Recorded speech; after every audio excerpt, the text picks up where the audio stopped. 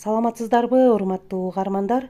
Гапарым Адаменов жана Батыров агайларыбыздын калемине таандык ой өрүшү Кругозор китебинен номер 44 сабак Түрк ойчулдары деген тема тууралуу маалымат аласыздар.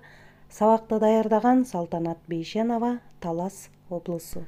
Алгач сабактын планы менен таанышып алыңыздар.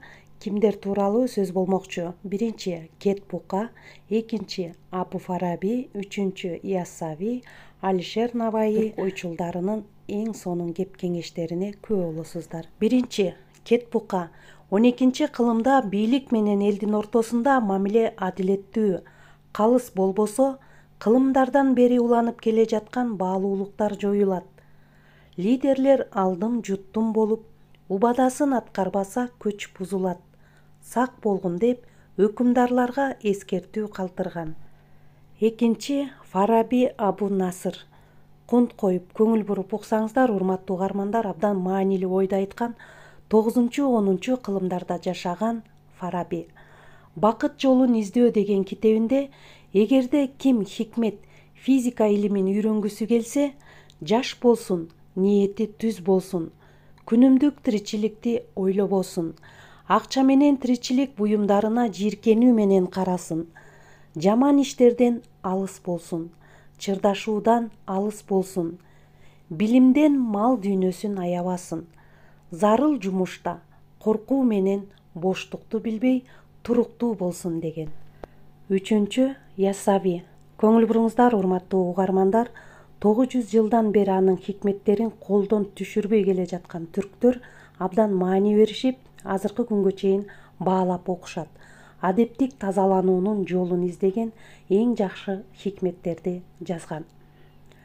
Алланын жалгыздыгын, Мухаммедтин элчилигин таанып, парыздарды аткаргыла деген. Кийинки этапта лаззаттан баш тартып, напсини тыйгыла. Бар болсо тапканыңды жетим жесирлерге үлөштүргүлө. Жокко канаат кылгыла. Ошентип көр пенделиктен тазаланасың. Дүйнөнүн жашыруун сырлары калбайт сен үчүн. Төртүнчү Алишер Наваи.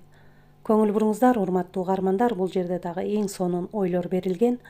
Коомдо зулум, зордукчулдук жоюлбаса, напсинин өлчөмү чектеп коюлбаса, чиренгендик талкаланбаса, сугартуу менен бакылдык жоюлбаса, мамлекет өнүкпөйт, эл өспөйт деген.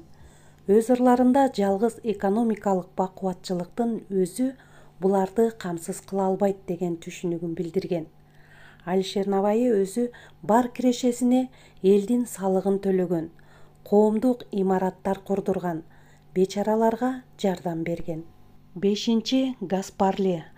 Бул инсандын дагы ополтодой орду бар. 19 кылымдын аягы 20 кылымдын башында Орусия мусулмандыгы, Түркистан уламалары 100 жылдан соң 2000 сана деген эмгектери менен медреселерде дүйнөчүл сабактарды киргизген. Жаңы Европа мектептерди куруу, билим берүүнүн мазмунун жаңылоого чакырган. Ошол кезде падыша чиновниктеринин каршылыгына карабай аны ишке ашырган. 6 Валиди. 20 кылымдын башында Орто Азияда Россиянын курамында бирок орустарсыз башкарылуучу эгемен мамлекетти түзүү үчүн жанталашкан. 1918 жылы Ленинге кат жазган.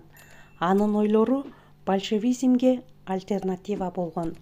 Терминдер тууралуу түшүнүк айта кетейин. Жогоруда биз темада айрым терминдер кездешти. Мисалы, хикмет деген сөз бул баалуу ойлор дегенди билдирет. Улама, илимдүү адам дегенди билдирет. Көч, 1000 жылдык баалуулуктардын чынжыры. Анда эмесе, урматтуу угармандар, ушуну менен бүгүнкү чыгарылышты жыйынтыктайбыз. Түрк ойчулдары деген темадан эң жакшы маалыматтарды, кеп кеңештерди ала алдыңыздар деп ойлойбуз. Канча кылым мурда жашап кеткен асыл инсандардын эң жакшы сөздөрү бүгүнкү күндө дагы өз ордун жоготкон жок.